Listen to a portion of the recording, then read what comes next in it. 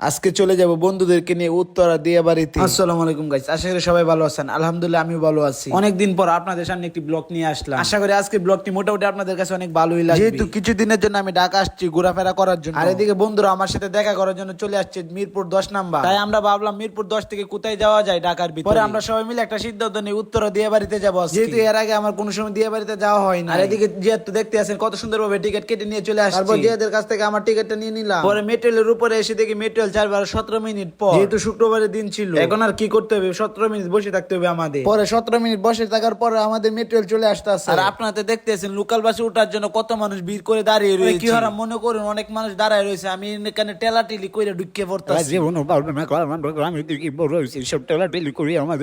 মনে করেন কোনো মতে টেলাটিলি করে মেট্রোলে উঠার পর কত সুন্দর একটি ভিউ। এইসব ভিউকে ভিডিও বন্দি করার জন্য কত সুন্দর ভাবে ভিডিও করলাম। আর আমার পাশের ভাইটি দিতেছেন আমাকে সুন্দর ভাবে ভিডিও করার জন্য। আমার পাশের ভাই নাকি নতুন ব্লগার। তারপর মেট্রোল থেকে নেমে একটা রিক্সা নিয়ে উত্তর দিয়া বাড়িতে যাওয়ার জন্য। ঢাকার ভিতরে রিক্সা দিয়ে ঘুরলে আমার কাছে অনেক ভালোই লাগে। কাছে মনে হয় ঢাকার ভিতরে এই দিয়া বাড়িটা, এখানে কোনো জাম থাকে না। দিয়া বাড়িতে আসার পর কত সুন্দর একটি ভিউ। আজকে ভিডিও যাবে ফর ইউ। দিয়া বাড়ির ভিতরে চলে আসলাম। দিয়া বাড়িতে ভিতরে ঢোকার পর দেখি দিয়া বাড়িতে তেমন সুন্দর না, দূর থেকে সুন্দর, দাঁড় থেকে তেমন ভালো লাগে। দিয়া বাড়িতে যারা একবার হলো গেছেন অবশ্যই আপনারা কমেন্ট করে জানিয়ে নেবেন দিয়া বাড়ি দূর থেকে সুন্দর না কাছ থেকে সুন্দর। দিয়া বাড়ি পুরোটা হাঁটার পর আমার পায়ে ব্যথা হয়ে গেল। দিয়া বাড়ি এক সাইডে এসে আমরা বসে পড়লাম। কিন্তু জিয়াদ বলতেছে কিছু রিলস ভিডিও করার জন্য, বা তাকে নিয়ে চলে আসলাম রিলস ভিডিও করার জন্য। দেখি তো অনেক মানুষ চলে আসছে দিয়া বাড়ি দেখার জন্য। আপনারা তো দেখতে দিয়া বাড়িতে তেমন ভালো কোনো জায়গা না, আর তেমন ভালো লাগে না ঘোরাফেরা করার জন্য। কিছুক্ষণ ঘোরাফেরা করার পর চোখে মিললো শক্তি পরীক্ষার মেশিন। যেহেতু আমার চোখে শক্তি পরীক্ষার মেশিনটা পড়লো, তাই ভাবলাম জিয়াদকে শক্তি পরীক্ষা করে নেই। যেহেতু এর আগে জিয়াদ অনেকবার জিমে গেছে। পরে 3 টিকিট কেটে জিয়াদের জন্য একটা টিকিট দিয়ে দিলাম। আর এখন হইতেছে জিয়াদের পালা, দিয়ে জিয়াদ এক ঘুষি দিয়ে কতর মধ্যে তুলতে পারে। না তো দেখতে আছেন জিয়াদ কত সুন্দর ভাবে রেডি হইতে, দেখা যাক জিয়াদ কতর মধ্যে তুলতে পারে। বসিয়ে দিল, কথা বলতে বলতে জিয়াদ বসিয়ে দিল, দেখা যাক কতর মধ্যে উঠতে পারে।